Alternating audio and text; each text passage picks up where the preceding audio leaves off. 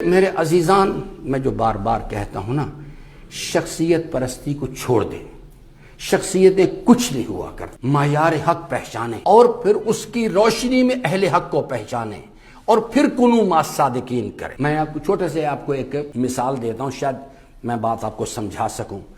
ہمارے ہاں عام طور پہ ایک رواج ہے کہ جناب ہر امام بارگاہ میں یا لوگ اپنے طور پہ سالانہ مجلس کراتے، اب وہاں پہ جب وہ مجلس کراتے ہیں تو اعلان کر دیتے ہیں جی آپ چندہ دیں۔ میں گیا اور میں نے جا کے بغیر دیکھے ہوئے، بغیر جستجو کیے ہوئے، یہ بانی مجلس کون ہے، یہ کس کو بلا رہا ہے، میں نے جا کے وہاں پہ 100 روپے دے دیے، واپس آ گیا اور اپنے خیال میں مطمئن ہوں کہ میں نے امام حسین علیہ السلام کی تحریک میں بہت بڑا حصہ لے لیا۔ لیکن ہوا کیا، وہ آدمی جو شخص بانی مجلس تھا، اس نے سید الشہداء کے اس پروگرام کو اپنی دنیا کمانے کا وسیلہ بنایا ہوا تھا۔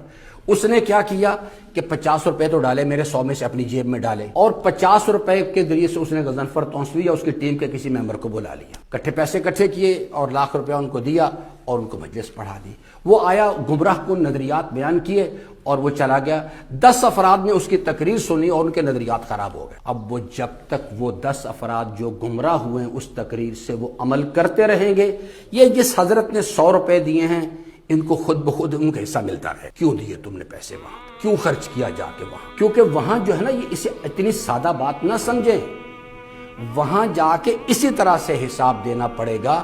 یہ بتاؤ یہ 100 روپے کمائے کیسے تھے تم؟ ہم نے تمہیں بتایا تھا کہ یہ 100 روپے تمہارے نہیں ہیں، والامراء امناء فی مالی، مال میرا ہے۔ یہ 100 روپے کہاں سے کمائے تھے تم نے اور کیوں دیے جا کے اس کو؟ کیوں خرچ کیا اپنی مرضی سے؟ کیوں نہیں جستجو کی اس چیز کے بارے میں کہ یہ آدمی جو ہے یہ دنیا پرست ہے، اس کے اندر صلاحیت بھی ہے اس چیز کی کہ یہ اس چیز کو خرچ کر سکے، اور تیرے پیسے خرچ کر کے اللہ کی مخلوق جو تباہ ہوئی ہے، تو کیسے کہتا ہے کہ تجھے نہ پوچھا جائے؟ یہ جو اس نے تقریر کی، تو نے پیسے دیے، اس میں تیرا بھی حصہ ہے، اور یہ لوگ گمراہ ہوئے، اب اس کا نتیجہ تجھے بھی بھگتنا۔ الہی نظام اس طرح سے کام کرتا ہے، اس چیز کو کھیل نہ سمجھے۔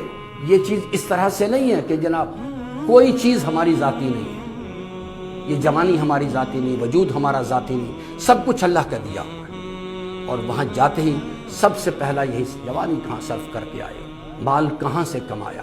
چونکہ ہم غلط فہمی میں مبتلا ہیں، ہم سمجھتے ہیں یہ ہاتھ میرا ہے، نہیں میرا نہیں ہے، یہ نگاہیں میری ہے، میری نہیں ہے میرے عزیزان، یہ اللہ کی امانت ہے ہمارے پاس۔ ان نگاہوں کے استعمال کا حساب دینا ہے، اس زبان کے استعمال کا حساب دینا ہے، ان ہاتھوں کے استعمال کا حساب دینا ہے۔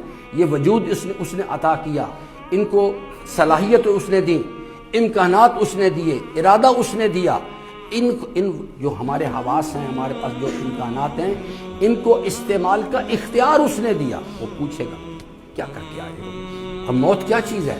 اس اختیار کو واپس لے لیا جاتا۔ ورنہ فرمایا کہ تم بقا کے لیے پیدا کیے گئے ہو، فنا کے لیے پیدا نہیں کیے گئے۔ ایک دن آئے گا، ہمیں لوٹ کے جانا ہے، وہاں ہم سے پوچھا جائے گا اس چیز۔